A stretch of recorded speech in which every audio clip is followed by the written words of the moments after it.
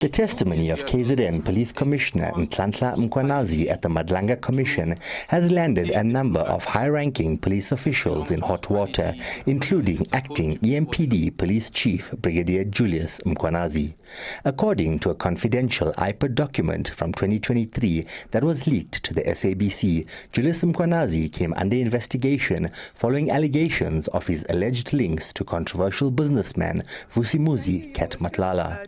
According to the document, 4 vehicles which were registered under the city of Ekurhuleni changed ownership on the e-native system from the city's fleet and were registered as CAT VIP vehicles in March 2023. It was further alleged that those vehicles were fitted with blue lights. Specialist investigator Mike Bolhuis says Julius Mkhwanazi wasn't taken to task at the time due to high-profile interference into the initial investigation. Now, if we look at Julius Mkhwanazi, the complaints and cases has been brought against him for quite some time, and you can clearly see there's been an interference by other authorities and some of the very authorities that are presently part of the hearing. In the document, the police watchdog IPID detailed how it had a strong case against Julius Mkhwanazi as he acted with full intent of corruption. Despite these damning findings, Julius Mkhwanazi still remains a high-ranking member of the EMPD.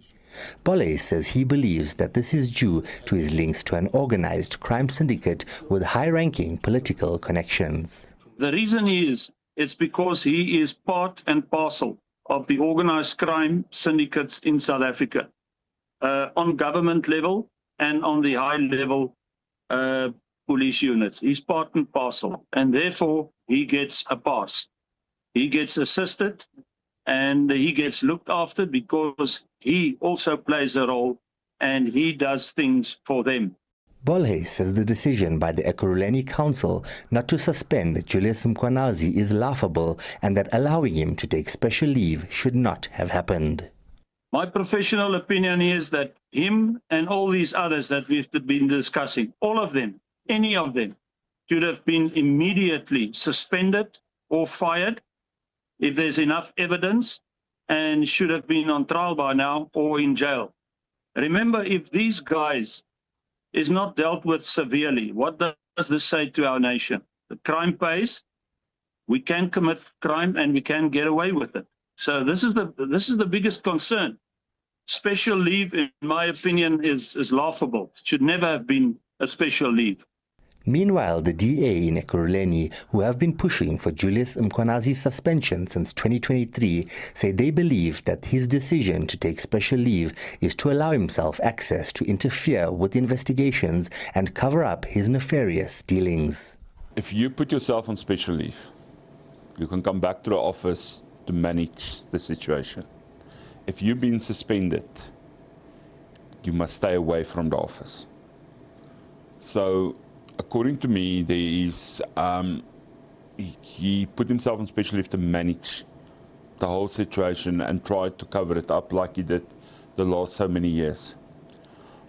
We from the DS side continue with our quest for suspension, not just for protecting the integrity of the office, but also for the person. If he's not guilty, what he stated he is, it's to protect him, there's independent investigations, and that it's been done properly, and let's get the outcome of it. You cannot have a situation where people might come and interfere into investigations. And our fear is by putting himself on special leave, he just might interfere in any investigation.